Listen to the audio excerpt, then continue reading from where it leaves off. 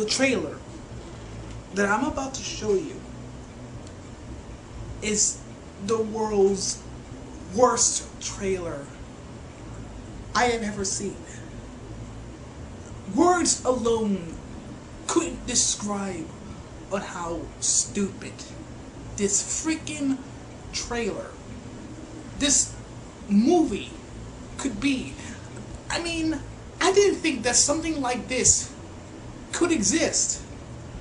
I mean, the idea itself is so bad that I couldn't think, I couldn't, there's no way I could possibly imagine this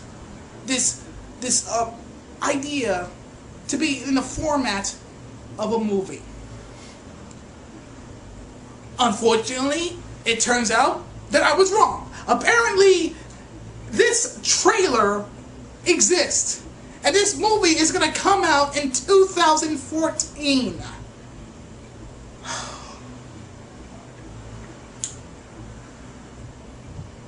So, how about we stop beating around the bush and let's begin.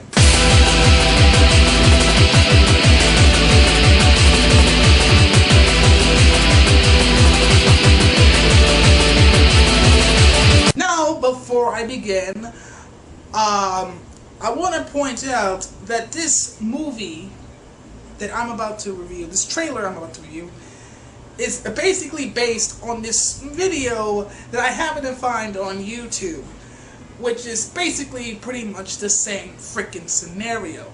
Now, I'm only going to show about 30 minutes of this video, so I'm going to like shorten it down a bit. So let me show you the video.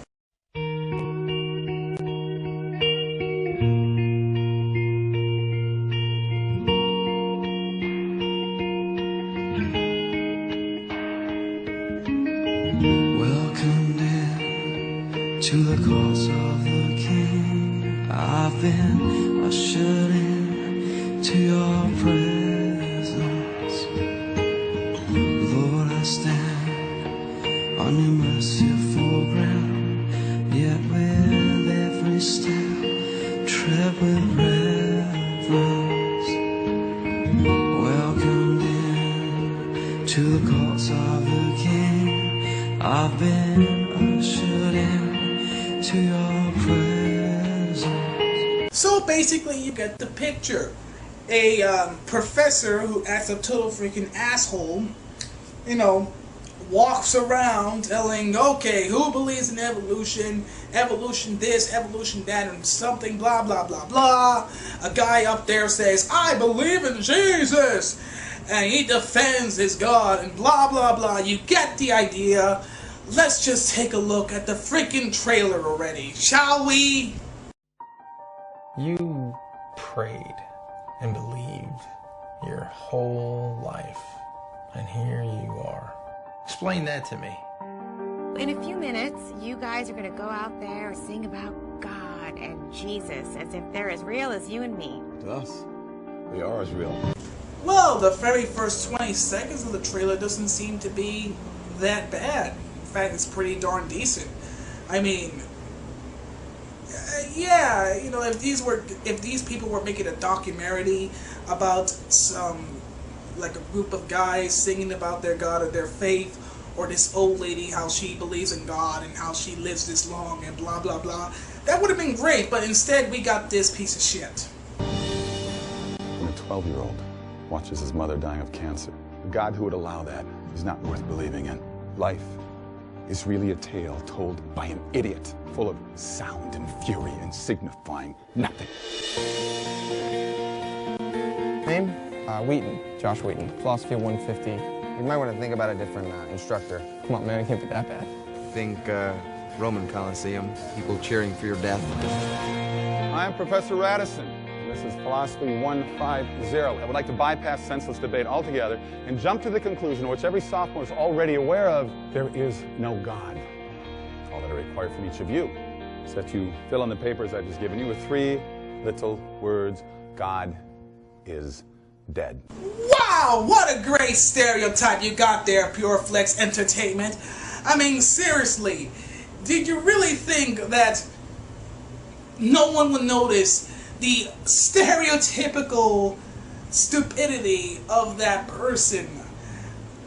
I don't recall any college professor making that simple quote saying that they're going to avoid any discussion about religion whatsoever and come to the conclusion that they're right and we're wrong.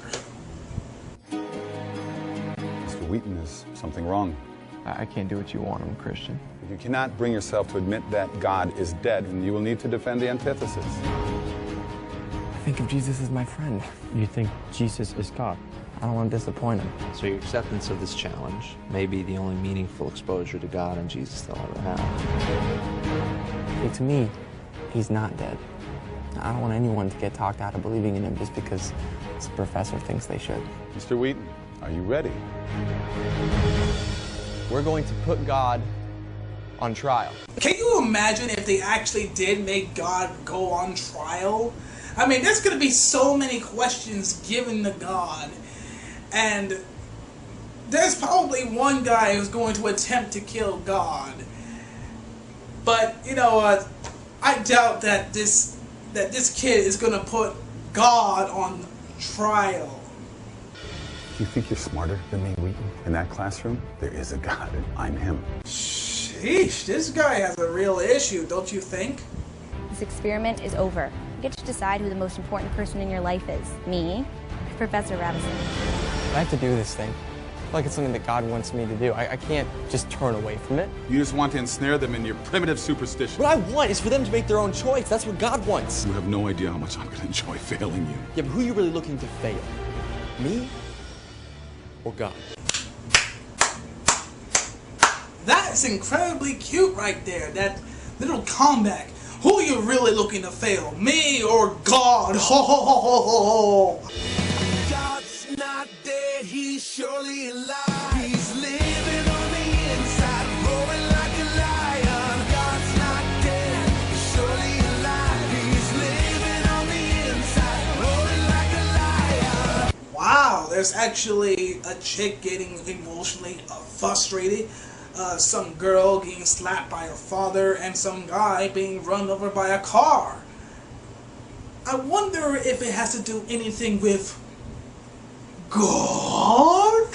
Science supports his existence. You know the truth. What a big fat liar.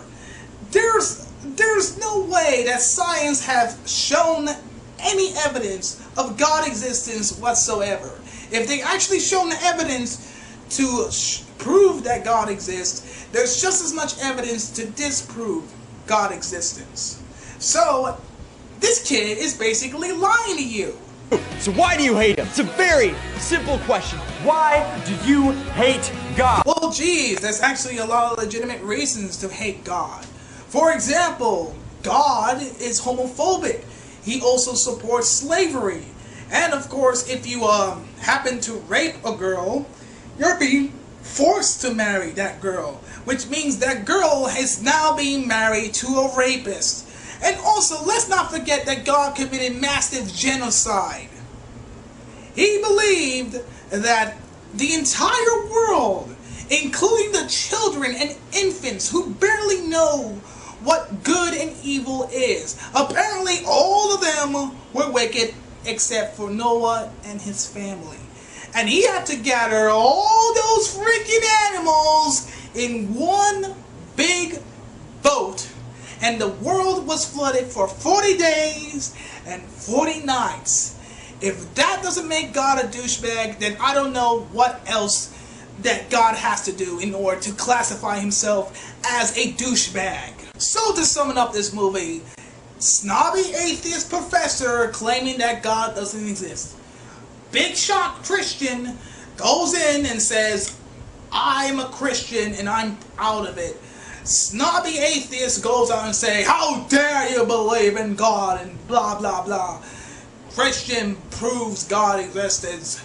Atheist converts into Christian and proclaims that now God exists and loves God.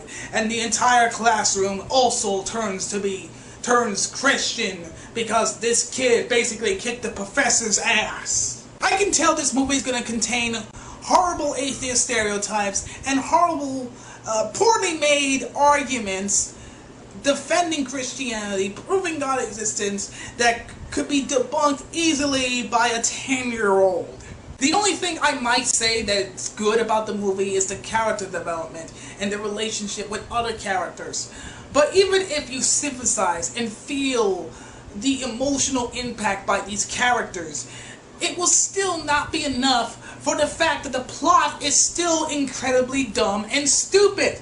The fact of the matter is that this movie is going to be a disaster once it's released in theaters. I know there's going to be a group of Christians that they're just going to clap their freaking hands. They don't care about the plot. They don't care about the characters. Just the fact that they mention God so freaking much that, you know, they get a freaking orgasm. They bark like freaking seals.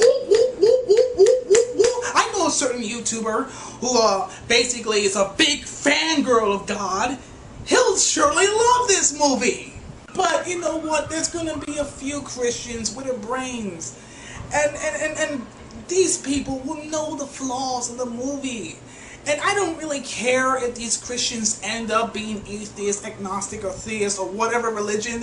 Just the fact that they understand that this movie is flawed, I have no problem with. But with the people who find this movie to be flawless, I do have a problem with.